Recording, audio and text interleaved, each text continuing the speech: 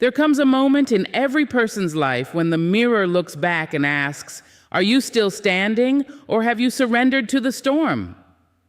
That question is not for the faint-hearted. It's for those who have been bent but not broken, hurt but not hardened, wounded but still willing to rise again. Your attitude defines your altitude, a simple truth that has carried countless people through storms they were never meant to survive, yet somehow did. Life has a way of humbling us, of testing every ounce of patience, faith, and courage we claim to have. But what separates those who crumble from those who conquer is not talent, not wealth, not luck, it's attitude. The quiet strength of how you choose to see yourself, your situation, and your possibilities. There are two people living inside every one of us. One sees the problem, the other sees the purpose. One focuses on the fall, the other on the rise. Your attitude decides which one wins, because attitude is not what happens to you, it's what happens inside you when life comes at you with everything it's got. You can't control every storm, but you can control whether you build a shelter or sit in the rain complaining about it. That choice, the choice to rise or to wither, determines how far you'll go. People with the right attitude don't see failure as final. They see it as feedback. They understand that defeat is not an identity, it's an experience, something that shapes but doesn't define. When you have a high attitude, even when you are on your knees, you are looking up. You are looking beyond the pain, beyond the current season, believing there's more waiting beyond the struggle. That is altitude, the ability to rise above even when gravity tries to pull you down. Attitude is not something you put on in the morning like a suit. It's something that lives in your soul. It's the voice that speaks when your back is against the wall. It's the decision to smile when the world gives you every reason not to. You see, you don't attract what you want, you attract what you are. And who you are is built by what you think, what you speak, and how you carry yourself when no one is watching. If you carry bitterness, life mirrors bitterness. If you carry hope, life mirrors hope. The world is not just watching you, it's responding to you. Every day you are telling life what you deserve by the attitude you choose to wear. That's why you must guard it fiercely. Protect it from the whispers of doubt, from the poison of comparison, from the weight of past mistakes. Because your attitude determines the frequency you vibrate on, and that frequency attracts everything that matches it.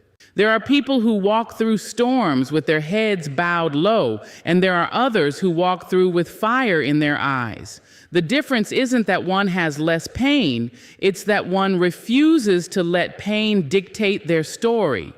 When your attitude is strong, even your enemies become teachers, even your losses become lessons. You begin to see that life isn't happening to you, it's happening for you. Every detour, every delay, every disappointment is just a redirection toward something greater. You can always tell when someone has learned this truth. They radiate calm in chaos. They speak life into darkness. They don't gossip. They don't complain. They don't chase validation because they've learned that peace is too expensive to trade for approval. Their altitude, their ability to stay above negativity, comes from the decision to not let other people's storms pull them down. If you want to rise, you must adjust your inner weather before you can change your outer world. You can't plant seeds of doubt and expect a harvest of destiny. You can't keep rehearsing your pain and expect peace to bloom. The way you speak about your life becomes the way you live it. Every I can't becomes a wall. Every I will becomes a bridge. So when you wake up, don't just check your reflection in the mirror and check your reflection in your thoughts. Ask yourself, am I speaking from faith or fear? Sometimes your altitude is not limited by your environment, but by your perspective. You may be standing in a valley and still see the horizon. You may be surrounded by difficulty, but still dream of light. That's what attitude does. It transforms limitations into ladders. It doesn't deny the mountain, it simply believes it can climb it. People will often tell you to be realistic, but realism without faith is just another name for surrender. The world doesn't need more realists. It needs believers who see beyond the visible, who act as if the miracle has already happened.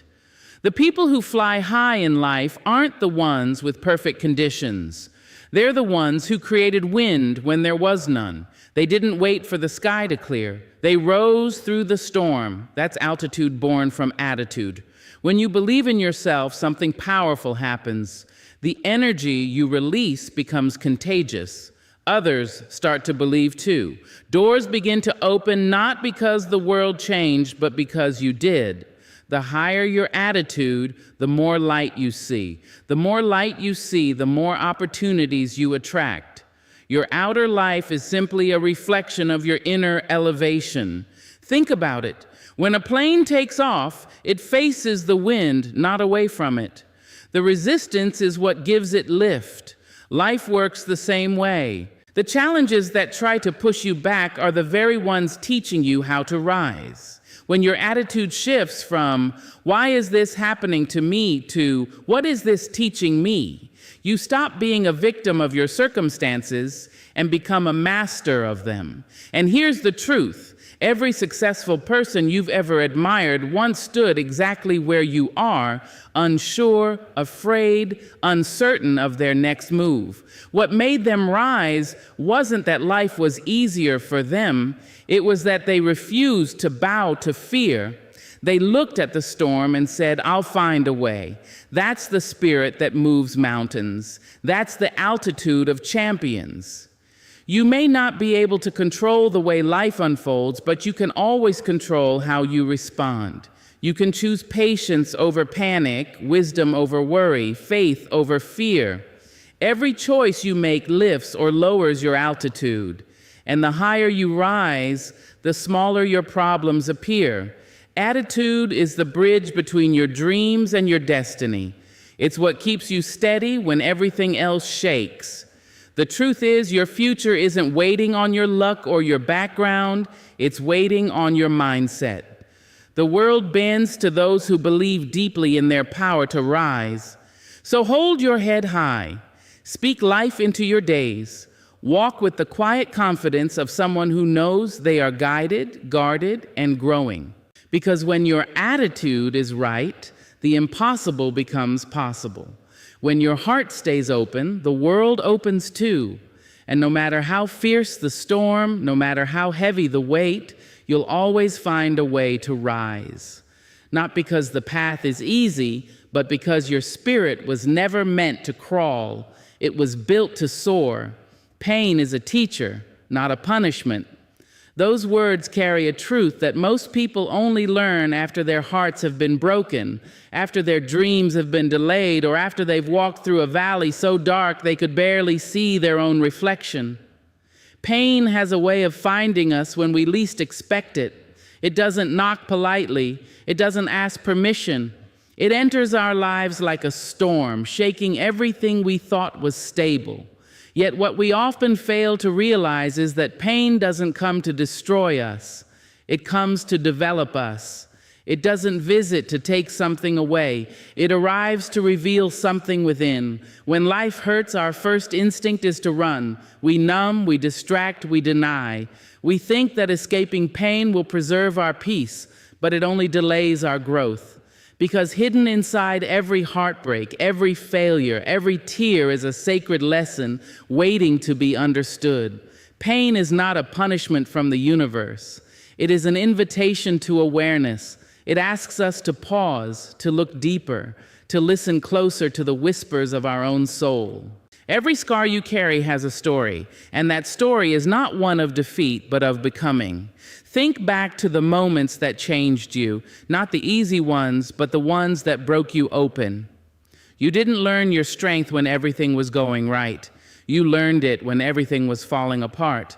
You didn't discover your patience in seasons of comfort. You found it in moments where all you could do was wait.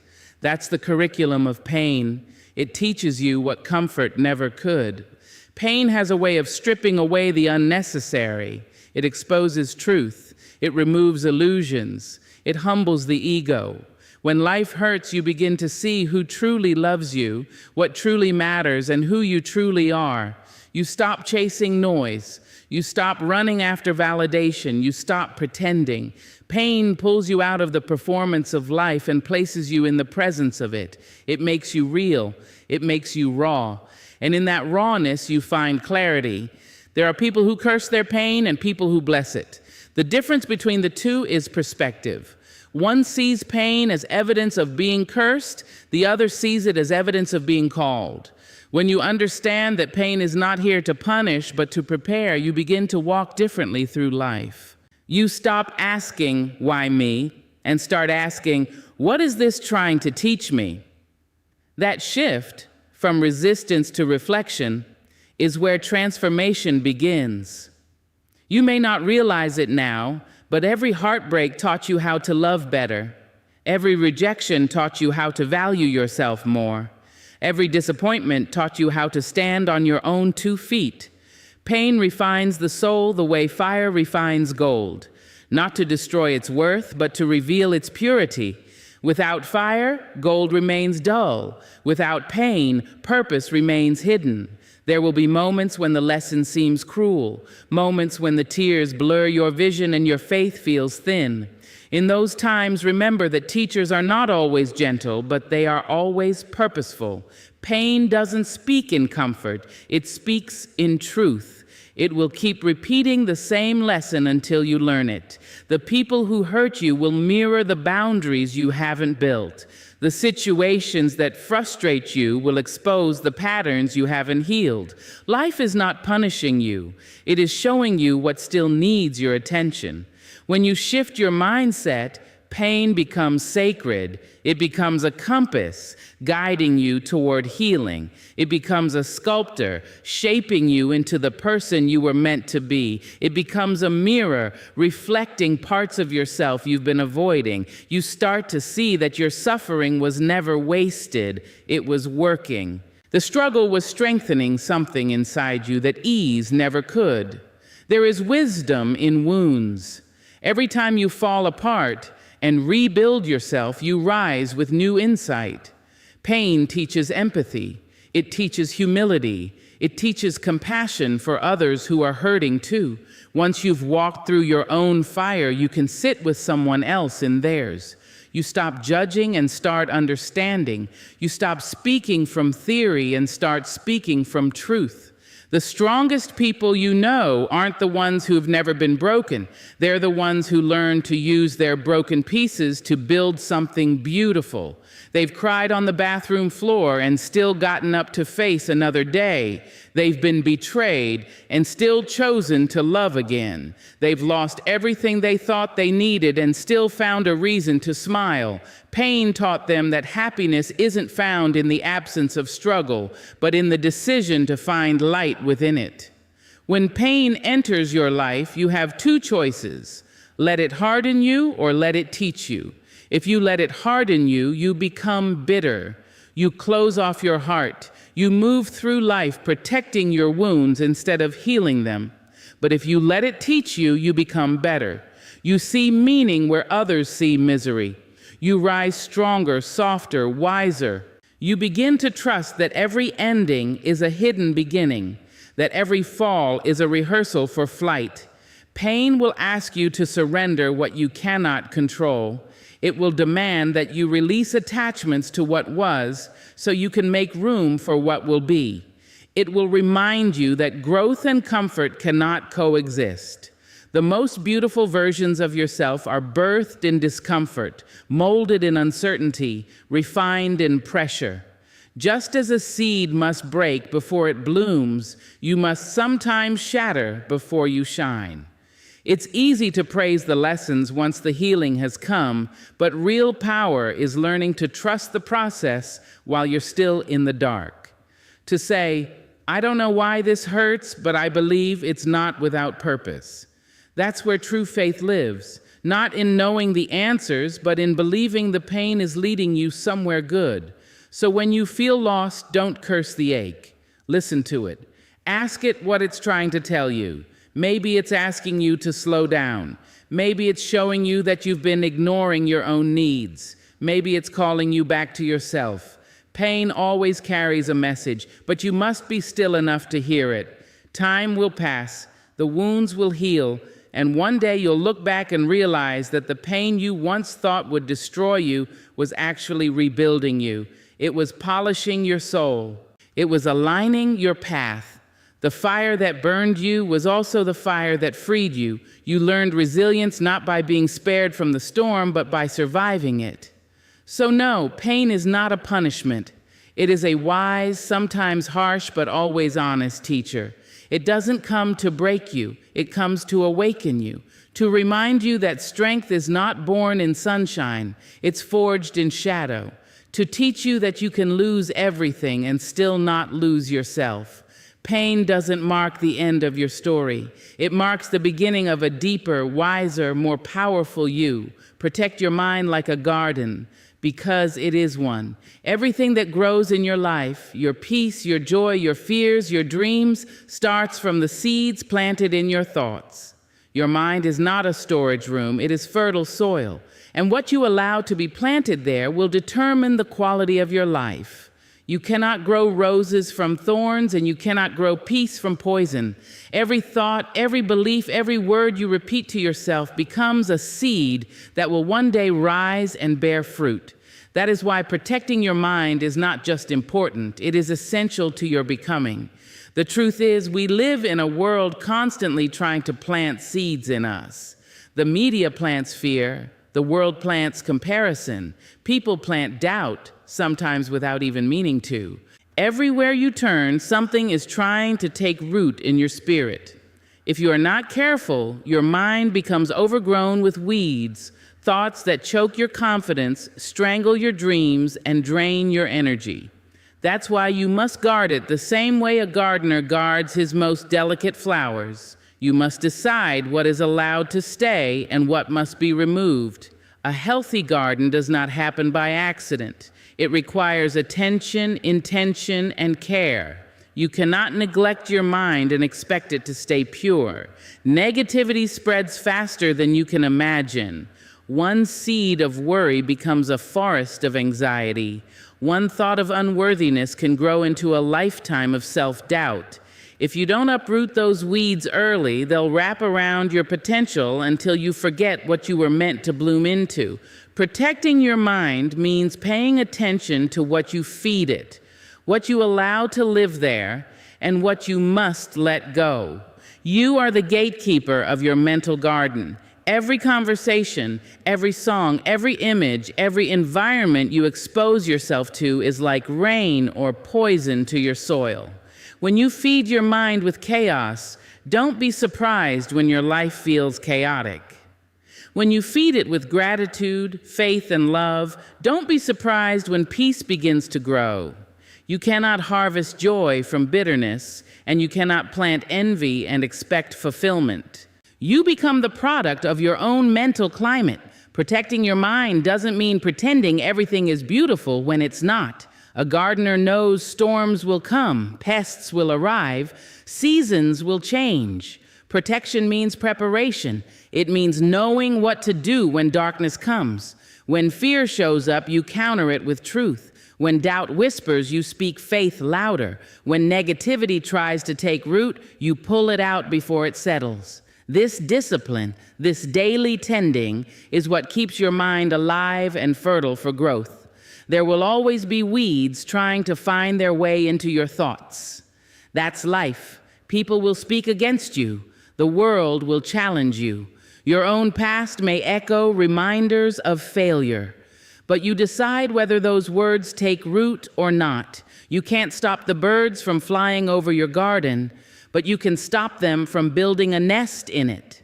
In the same way, you cannot stop negative thoughts from appearing, but you can refuse to let them stay. A wise gardener knows that pruning is part of growth. Sometimes you must cut away things that once looked good but no longer serve you. Old beliefs that tell you you're not enough. Old fears that tell you to stay small. Old habits that drain your peace. Protecting your mind means pruning anything that blocks your light. Let go of what keeps you rooted in pain. Because a garden that's never pruned will grow wild, and wildness, when unmanaged, becomes chaos. The soil of your mind also needs nourishment. Just as plants need sunlight and water, your mind needs inspiration and truth. Read words that strengthen you. Surround yourself with people who remind you of your worth. Listen to voices that lift you higher instead of weighing you down. Speak kindly to yourself. Every word you say is like watering your own roots. You cannot speak negativity and expect your spirit to blossom. There is also beauty in silence. A garden needs rest between the rains, and your mind needs peace between the noise. Silence is where the soul breathes, where you reconnect with your center. It's where you can hear your own thoughts clearly and decide which ones deserve to grow. Protecting your mind sometimes means unplugging, stepping away, choosing solitude over distraction. You can't hear wisdom in the middle of constant noise. Growth often happens quietly. There will be people who try to plant their fears in your garden because they didn't learn how to grow their own. They will tell you your dreams are too big, your timing is wrong, your path is impossible. But remember, their words are seeds too, and you don't have to let them take root. You don't have to make room for voices that don't believe in your potential. Protecting your mind means having the courage to say, no, not here, not in my garden. Your thoughts create your atmosphere. Whatever you think about most often becomes your reality. That's not magic, it's alignment. Your body follows your mind. Your energy follows your focus. So when you fill your mind with strength, possibility, and love, your life begins to reflect it. But when you dwell on loss, fear, or failure, your garden starts to wither. Protecting your mind is not just about removing the bad, it's about nurturing the good until it outgrows the darkness. There's also a rhythm to mental gardening. You don't plant today and harvest tomorrow. Growth takes time. Healing takes patience. You may not see the results immediately, but something is happening beneath the surface. Every time you replace a negative thought with a positive one, you're cultivating new roots. Every time you choose peace over panic, you're strengthening your soil. Every time you practice gratitude, you're expanding your inner light. Growth is quiet but steady. You may not see it daily, but one day you'll look around and realize that what once looked barren now blooms with life. Protecting your mind also means protecting your imagination. Your dreams are seeds too. If you constantly expose your imagination to fear, you'll shrink your vision. But if you feed it with faith, it will flourish.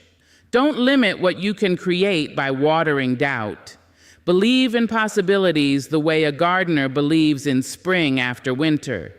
You may not see the flowers yet, but you trust they're coming. There will always be moments when the weeds seem stronger than the flowers, when old thoughts creep in and new ones struggle to grow, when your faith feels small. But that's okay. Even the most beautiful gardens need constant care. The goal is not perfection, it's persistence. Keep tending, keep weeding, keep believing. The more you care for your mind, the more it will care for you. Your mind is sacred ground. Protect it like something precious because it is. Whatever you allow to grow, there will shape every word you speak, every choice you make, and every life you touch. And when you protect it, truly protect it, you will find that peace is not something you chase. It's something that blooms naturally from within. Gratitude is the greatest rebellion. In a world that teaches us to chase more, to compare more, to complain more, gratitude is the quiet uprising that restores peace to the soul. It is the act of saying, I have enough in a culture that constantly whispers, you're not enough. It's the decision to see light when darkness demands attention. Gratitude is not a weakness. It's strength in its purest form. The power to choose appreciation over anxiety, faith over frustration, and contentment over chaos. When you begin to practice gratitude, you're not just saying thank you for what you have. You're declaring war against the forces that want to make you forget how blessed you already are. Every commercial, every headline, every comparison tries to convince you that your life is missing something. But gratitude whispers, you already hold everything that truly matters. It's not about ignoring what's wrong. It's about refusing to let what's wrong define your entire story. Gratitude shifts your focus from what's lacking to what's living, from what's broken to what's still beautiful. There's a certain magic that happens when you start counting blessings instead of burdens. The same world, the same circumstances begin to look entirely different. You don't get a new life, you get new eyes. Suddenly, the small things start to matter. The morning light on your face, the laughter of someone you love, the food on your table, the fact that you woke up at all. Gratitude makes the ordinary holy. It turns moments into miracles. It teaches you to slow down enough to notice that even in your lowest seasons, there is still something to be thankful for. Gratitude doesn't erase pain, but it transforms how you carry it. When you are grateful, even sorrow has meaning. You begin to understand that some of your hardest days built the strength you're standing on now. You start to see that what broke you also built you. Gratitude rewires your heart to see blessings in disguise. The rejections that protected you, the delays that prepared you, the endings that opened space for new beginnings. When you live with gratitude, you no longer curse your pain, you learn from it. You see that every trial was a teacher and every detour was divine direction. But make no mistake, gratitude is not passive. It's not sitting quietly and pretending everything is fine. Gratitude is active resistance against negativity. It's standing tall in the middle of difficulty and still finding something to praise. It's the inner voice that says, I may not have all I want, but I have what I need to begin again. Gratitude is defiance in its most beautiful form. It's refusing to let bitterness take root. It's a rebellion against fear, scarcity, and self-pity. The ungrateful heart is easily manipulated by the world because it's always searching for something outside itself to feel whole. Gratitude breaks that cycle. It brings you back home to yourself. It reminds you that you don't need validation, applause, or perfection to be fulfilled. When you are grateful, your spirit becomes untouchable. You stop competing, you stop rushing. You start living from abundance instead of lack. The noise of the world fades because your soul has found something louder, peace. You can always tell when someone has learned gratitude deeply. Their presence feels calm. Their words carry grace. They don't complain as much because they see purpose in everything. They don't chase every trend or beg for recognition. Gratitude grounds them. It gives them roots that go deep. So when life's winds blow, they bend but don't break. They understand that happiness is not a destination. It's a practice, a perspective, a way of seeing. Gratitude also changes your relationships. When you live with a thankful heart, you stop expecting people to be perfect. You start appreciating the effort instead of criticizing the flaws. You learn to see the love behind the gesture, the lesson behind the conflict, the beauty in the imperfection. Gratitude softens judgment and opens the heart. It reminds you that everyone is doing their best, including you. And when you extend grace to others, you create an environment where peace can grow. There will be days when gratitude feels hard, when the losses are too heavy, when the disappointments cut deep, when nothing seems fair. In those moments, gratitude becomes the purest act of faith. It's not about pretending to be okay. It's about trusting that there is still goodness hidden in the ashes. Gratitude says, I may not understand this now, but I believe it's shaping me into something stronger. It's easy to give thanks when everything is going right. The real test is whether you can still find light when everything feels dark. The truth is, gratitude doesn't change the facts of your life. It changes the focus of your heart. You begin to see abundance where others see lack. You start to notice how much you've been carried, how much you've overcome. Gratitude pulls you out of the endless chase for more and brings you back to the miracle of now. It makes you realize that this moment, with all its imperfections, is still worthy of your presence. In a world obsessed with noise and speed, gratitude slows you down to breathe. It teaches you that joy doesn't always come in grand victories, but in small, quiet moments, the kind that often go unnoticed. Gratitude gives you permission to live gently, to stop waiting for perfect conditions, to find joy in the middle of the journey. It shifts your attention from what's missing to what's meaningful. Even in loss, gratitude finds its way, because gratitude doesn't depend on circumstance, it depends on awareness. You can lose things, but as long as you don't lose sight of what remains, you are still rich. Gratitude reminds you that life itself, the breath in your lungs, the beating of your heart, the chance to try again, is the greatest gift of all. The practice of gratitude is a revolution of the spirit. It is how you reclaim your joy from a world that profits from your discontent.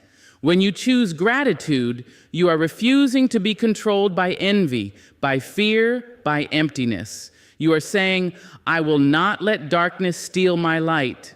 Every thank you, every silent appreciation, every deep breath of recognition is an act of power. Gratitude doesn't wait for perfect timing. It creates it. It doesn't deny pain, it gives it purpose. It doesn't need everything to be right to find something right. And the more you practice it, the more life reveals reasons to keep practicing. The more thankful you are, the more you attract things worth being thankful for. Gratitude turns life into a circle of abundance, one that begins not with having more, but with seeing more. So when the world shouts for you to want, to rush, to chase, pause for a moment and whisper thank you. Thank you for the lessons, the scars, the strength. Thank you for the little things that keep you human. Thank you for another chance to rise. Because in that quiet rebellion of appreciation, you reclaim your peace. And peace, true, deep, unshakable peace, is the loudest rebellion of all. Forgiveness frees you, not them. It's one of the hardest lessons to learn, yet one of the most liberating truths you'll ever know. We often think forgiveness means letting someone else off the hook, as if we're doing them a favor. But forgiveness is not for them, it's for you. It's the key that unlocks your heart from the prison of pain. Because holding on to anger doesn't hurt the one who wronged you, it poisons the one who holds it. When you carry resentment, you carry the past. You replay the betrayal, the words, the moments that broke your trust. You think keeping that memory close protects you from ever being hurt again, but all it really does is keep the wound open. Bitterness is like drinking poison and expecting the other person to die. It doesn't bring justice, it just steals your joy. Forgiveness, on the other hand, doesn't mean you approve of what happened. It means you refuse to let what happened define your peace. Many people misunderstand forgiveness as forgetting. But forgiveness isn't about forgetting. It's about remembering without reliving. It's the ability to acknowledge what was done, recognize its impact, and still choose freedom over fury. Forgiveness doesn't rewrite the story. It rewrites how the story ends. It's choosing to close a chapter not because the pain wasn't real, but because your healing matters more. You see, forgiveness is not weakness. It takes far more strength to release anger than to hold it. Anyone can hate. Anyone can cling to resentment, but it takes courage to say, I won't let this pain own me. It takes power to love yourself enough to stop bleeding over a wound that someone else caused. When you forgive, you are reclaiming your energy. You are saying, you hurt me once. I will not let you hurt me twice by staying stuck in bitterness. Forgiveness is an act of self-respect. It's not an open door for people to mistreat you again. It's not pretending what they did was acceptable. It's creating distance from the pain while keeping your peace intact. You can forgive someone and never speak to them again. You can release resentment and still maintain boundaries. Forgiveness doesn't mean reconciliation. It means liberation. It's not about trusting them again. It's about trusting yourself again.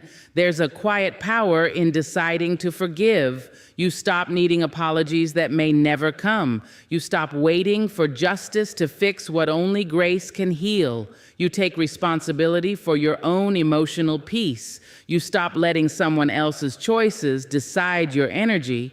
When you forgive, you take your life back. Sometimes the hardest person to forgive is yourself. We carry guilt for the things we didn't know, the mistakes we made, the chances we missed. We beat ourselves up for being human, for loving people who hurt us, for not walking away sooner. But self-forgiveness is just as vital as forgiving others. Because as long as you're angry with yourself, you can't fully grow. You can't step into the person you're becoming while still punishing the person you were. You must look at your reflection and say, I did the best I could with what I knew then. Now I know better, so I will do better. That's healing. That's grace. Forgiveness doesn't erase accountability. It allows you to move forward without carrying emotional debt.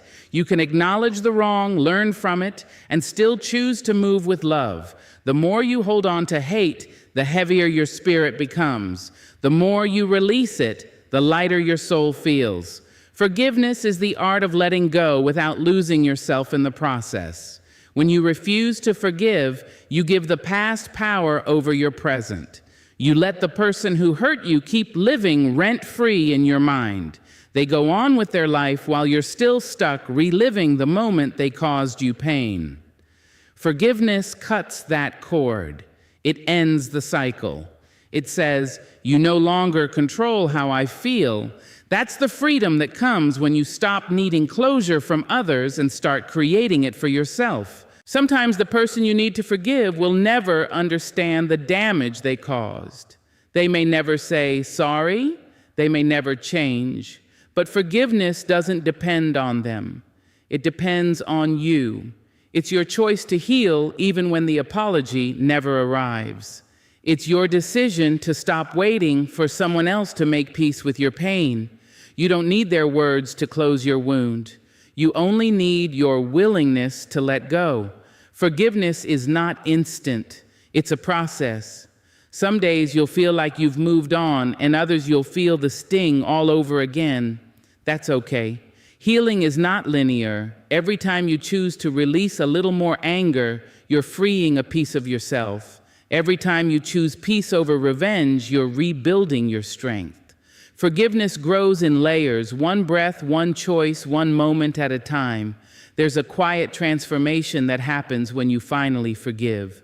The memories remain, but the pain loses its grip. You begin to see that forgiveness is not about the past. It's about the future. It's about creating space in your heart for new joy, new trust, new beginnings. You can't receive peace with clenched fists. You must open your hands, release what hurts, and make room for what heals. Forgiveness is an act of love, not for others, but for yourself. It's giving yourself permission to move forward without dragging chains behind you. It's deciding that your well-being matters more than your pride, because revenge may satisfy the ego, but forgiveness nourishes the soul. It gives you back your smile, your rest, your freedom to love again. When you forgive, you stop defining yourself by what happened to you and start defining yourself by how you rose above it. You turn your pain into wisdom, your wounds into wings. Forgiveness is not the end of justice. It's the beginning of peace. It's not saying you were right. It's saying I'm free. There will always be people who can't understand why you forgive. They'll call it weakness. They'll tell you to hold your grudge like armor. But forgiveness is not surrender. It's sovereignty. It's you standing tall, unchained, no longer ruled by the past. It's not about who deserves forgiveness. It's about who deserves freedom, and that person is you. You forgive because you value your heart more than your hurt. You forgive because peace feels better than anger. You forgive because you've realized that carrying pain is too heavy for a soul meant to fly. Forgiveness doesn't erase the past, it transforms it into a lesson. It reminds you that even in betrayal, you can still choose love. Even in loss, you can still choose life. And maybe that's the deepest truth of all. Forgiveness doesn't change what happened, but it changes what happens next. It doesn't rewrite the story, but it writes a new ending, one where you are no longer a prisoner of pain, but the author of peace. Positivity requires discipline. It's not something that just happens to you. It's something you build day by day, choice by choice. The world often talks about positivity as if it's a natural gift, something you either have or you don't. But real positivity, the kind that stands firm when storms come, is not born out of comfort. It's forged through struggle. It's a daily decision to see light when darkness is louder, to choose faith when fear makes more sense. You see, anyone can be positive when life is kind, when doors open easily, and when people treat you with love. But discipline is tested when life starts to shake, when disappointments pile up, when loneliness creeps in. That's when positivity becomes a practice, not a mood. It's not smiling through pain. It's believing there's meaning beyond it. It's not pretending everything is fine. It's knowing that even in the brokenness, something beautiful is still being built. Discipline is what keeps your mind steady when emotions try to pull you under. It's what helps you rise each morning and say, "I will not let this day defeat me." You don't become positive by wishing for peace. You become positive by working for it, by training your thoughts like muscles, lifting the weight of every challenge until your inner strength grows stronger than your circumstances. Positivity is not about ignoring pain. It's about refusing to let pain dictate your perspective. It's about learning how to pause before reacting, how to breathe before breaking, how to shift your focus from what's lost to what remains. That takes effort. That takes awareness. It takes the maturity to say, I can't control what happens, but I can control how I respond. That's the discipline behind true positivity. The human mind is wired to focus on problems. It's a survival instinct. But positivity is not survival. It's creation. It's building something from the ashes. It's choosing to look for light, even when your eyes are tired of the dark.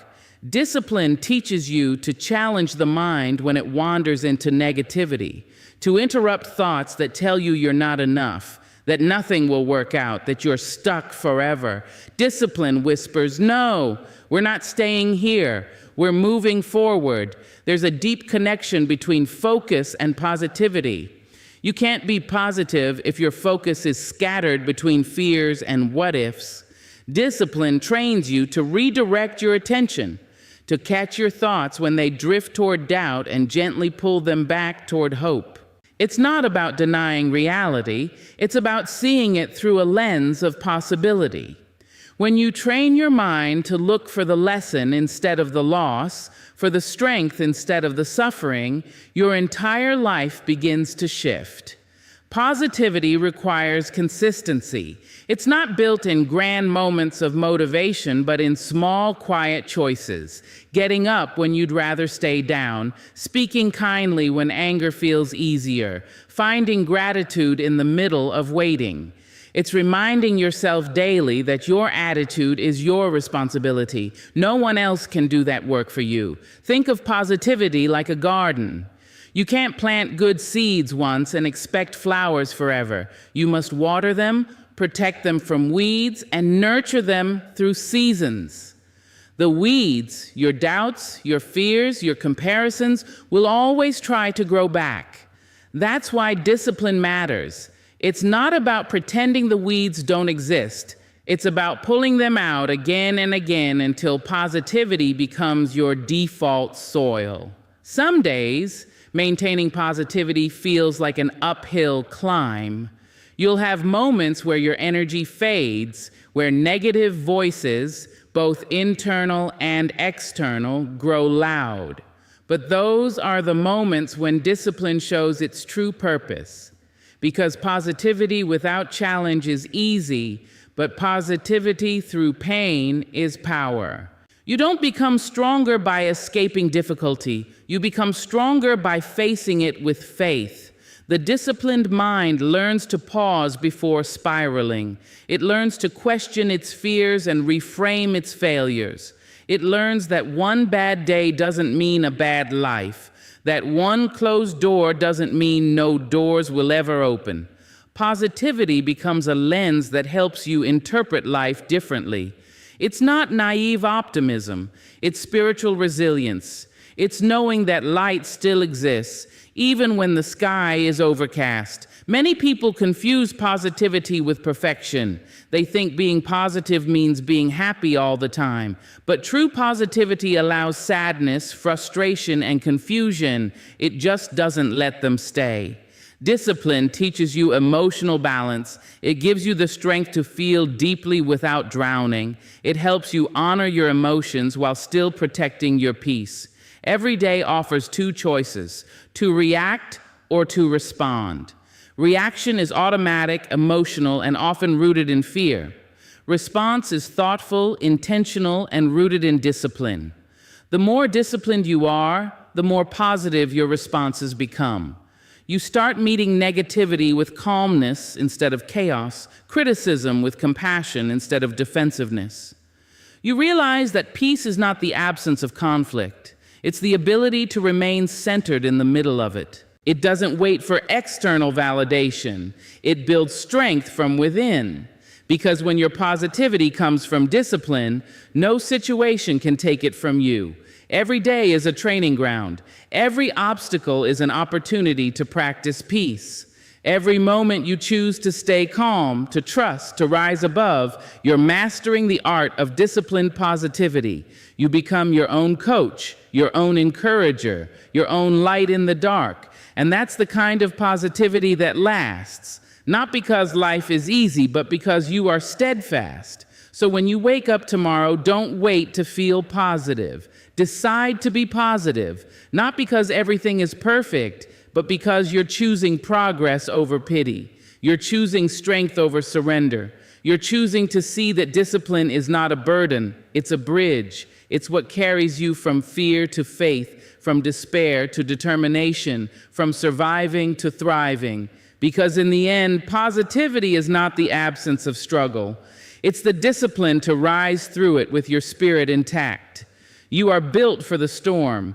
You may not believe it when the clouds gather, when the winds of life roar so loud that you can barely hear your own thoughts, but you are stronger than you think.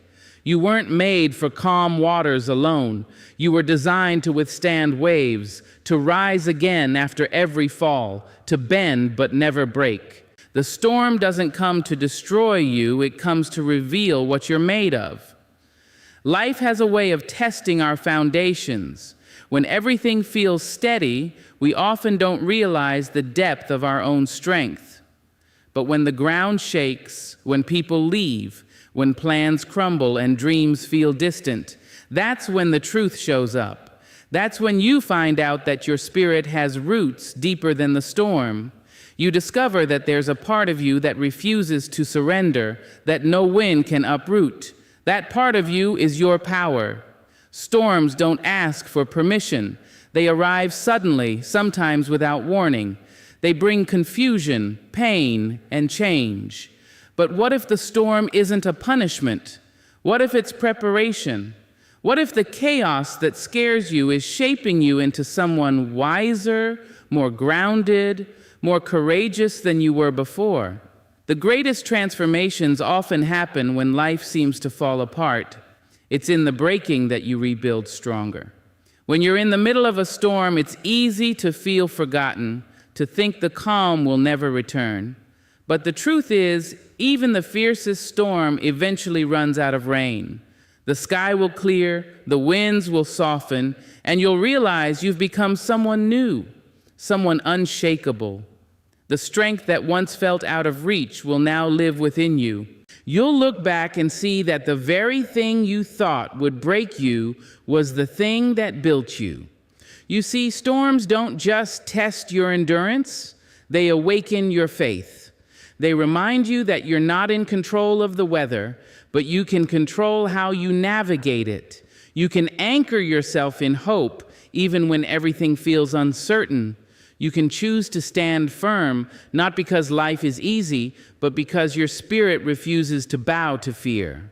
Every storm you survive is a message that says, you are still here, you are still standing. There is something sacred about resilience. It's quiet, steady, and often unseen. People may not notice the strength it takes just to get out of bed, to smile through pain, to keep believing when the world feels cruel. But you know the battle it takes to stay hopeful in hard times. That silent fight, that unspoken courage, that's what makes you powerful beyond measure. Don't curse the storm, learn from it. It's teaching you patience when everything feels delayed. It's teaching you trust when you can't see the path ahead. It's teaching you surrender, not as defeat, but as faith that life is still unfolding for your good. Sometimes the rain is necessary to wash away what no longer serves you. Sometimes the thunder wakes up the strength that comfort made you forget. The storm also reveals who truly stands with you. When the skies darken, fair weather friends often disappear. But the real ones, the souls who hold your hand through the wind, those are the ones who deserve your love and loyalty. Storms strip away illusion. They leave behind truth. And that truth, no matter how hard, is freedom. You must remember that you carry light even in the darkest hour. The storm might surround you, but it cannot drown what was built within you. You are not fragile. You are forged. The same way gold is refined by fire, your spirit is refined by adversity. Every trial, every tear, every setback is molding you into someone unbreakable. You are not falling apart. You are being remade. There will be moments when you want to give up, when the noise feels too loud and the pain too heavy. But this is not the end of your story. This is the chapter where you learn your own strength. Keep moving, even if it's slow. Keep believing, even when you can't see the shore. Every step you take through the storm is proof of your endurance. You are not powerless, you are persistent. And persistence always finds peace. Think about how nature works. The strongest trees aren't those grown in perfect weather. They're the ones that have faced years of wind and rain. Their roots run deep because they had to hold on when everything around them was shaking. You are no different. Life's storms are not sent to destroy you, they are sent to deepen you. Every challenge is digging your roots deeper into wisdom, resilience, and grace. When you finally come out on the other side, and you will, you'll carry something precious with you. Perspective, strength, gratitude. You'll see life differently. You'll appreciate calm more deeply, love more fiercely, and walk more humbly. You'll understand that storms are temporary, but what they leave behind is eternal. So when the next storm comes, don't fear it. Stand tall. Remind yourself, I've been through worse. I've survived before, and I'll survive again. The storm may roar, but it cannot outlast your faith. You've been built for endurance, for transformation, for victory. The same Creator who gave you breath gave you resilience. That's not an accident, it's a design. Your heart may bend, but it won't break. Your faith may tremble, but it won't fail. You are built for this. Every challenge, every heartbreak, every uncertain night. The storm might test your strength, but it cannot take your spirit. You were born with everything you need to make it through. And when the rain stops, when the sky clears, and you look around at all you've overcome, you'll realize something powerful. The storm didn't defeat you. It revealed you. It showed you who you are, what you carry, and how unstoppable you can be. You are built for the storm, not to merely survive it, but to rise from it, stronger, wiser, and ready for whatever comes next. When the night feels too long and your heart too heavy, remember this: you were never meant to live as a victim of circumstance. You were born to be a creator of light. Keep your mind lifted. Keep your heart open. And when life asks, "Are you still standing?" you look back and say, "I am not just standing.